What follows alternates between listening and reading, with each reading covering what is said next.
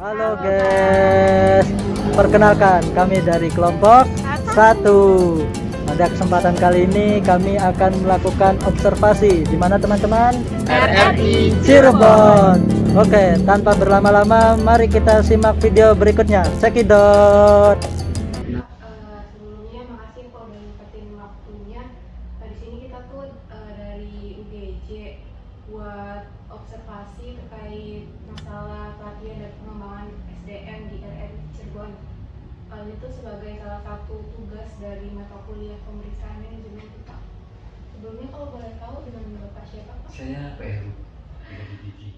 Udah kerja di sini selama berapa lama, Pak? Belum lama, saya baru tahun 90. Lama Pak itu. Saya tanya, Pak, kalau di RRI sendiri di situ ada buat pelatihan pengembangan SDM nggak sih, Pak, buat karyawan-karyawannya? Ada, Ada. itu jawaban itu ada semua.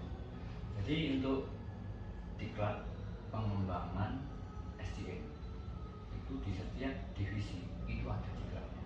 Nah, terus kalau misalkan di sini cara mengidentifikasi jenis pelatihan yang dibutuhkan sama karyawannya itu gimana, Pak? Apa ada masukan dari karyawannya? Ada, atau- bukan dari karyawan. Iya. Justru itu panggilan dari kantor pusat.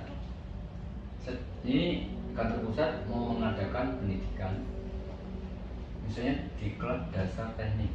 Ya, tentu kita orang teknik ya, disposisi nanti koordinator teknik untuk menugaskan stafnya mengikuti pendidikan tersebut sesuai dengan tugas, melengkapi segala persyaratan.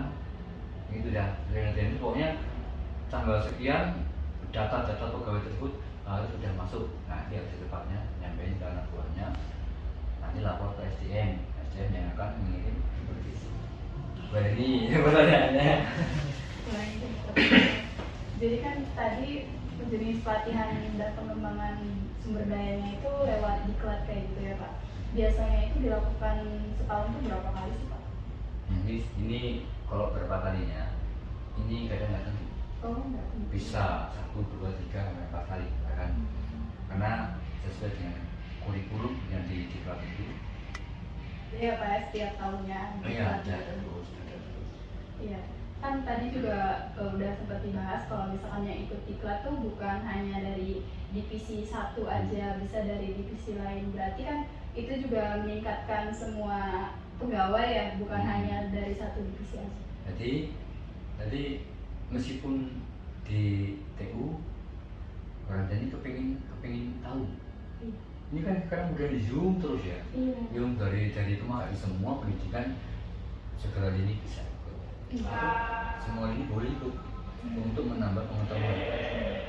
Jadi dia memang nggak ngerjain itu, tapi suatu saat kalau diperlukan ini mereka sudah pada bisa. Gitu.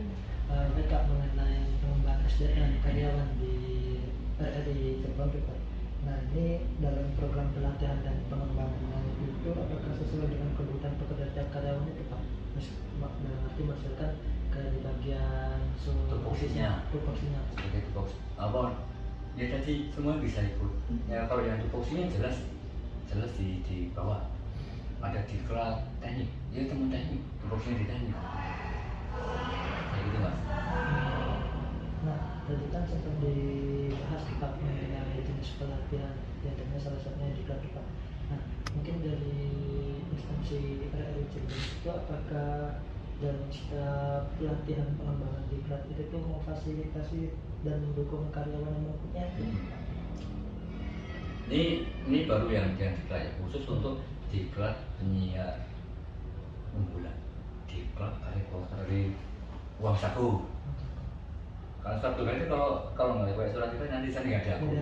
Ya, yang persyaratan sudah, alatnya izin mana pasti kita bantu. Semuanya mau di siaran pemerintah, mau teknik, mau keuangan, mau disposisi kita seperti itu. Itu Mas. Baik Pak, mungkin tadi kan sudah ada pembahasan lain Pak, selain ada bentuk dukungan atau fasilitas pengembangan karyawan gitu lah ya, dan pengembangan SDM gitu Pak. Nah itu tuh dari RRI juga gitu kan, apakah ada program ini juga tidak Pak, pengembangan karyawan yang dalam arti yang tadi sempat dibahas itu kalau misalkan ketika dia setelah mengikuti pelatihan ataupun pendidikan Pusdiklat itu Pak, diberikan reward Pak atau peluang karir semacam seperti promosi jabatan ataupun peningkatan tanggung jawab gitu Pak. Nah, Kalau masalah peningkatan karir terus naik ke jenjang itu namanya yang khusus ya, itu spesial, itu jarang.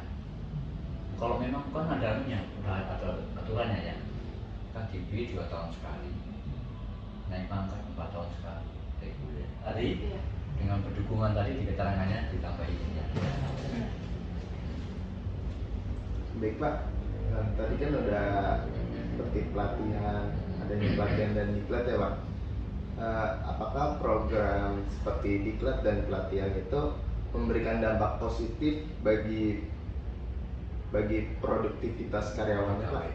Nah iya, itu jelas ya. Setelah ditigakan pasti ilmunya bertambah, pasti ya dia tadinya nggak tahu menjadi tahu. Kenapa tadi? Selanjutnya 9 Pak. Kenapa Tidak, dan dapat tidak dulu lah. nah sudah. 9 itu apakah perusahaan memastikan bahwa program pelatihan dan pengembangan itu mengikuti tren terkini di industri Pak? Ya. Dan sekarang ini baru mau dijadwalkan di tahun 2004 diklat multi platform di Jakarta lagi di Pusdiklat. Oke guys, mungkin cukup sekian tugas pemeriksaan manajemen kelompok 1 ini. Dari kami mohon maaf apabila ada kekurangan. Billahi taufik wal hidayah. Wassalamualaikum warahmatullahi wabarakatuh. See you.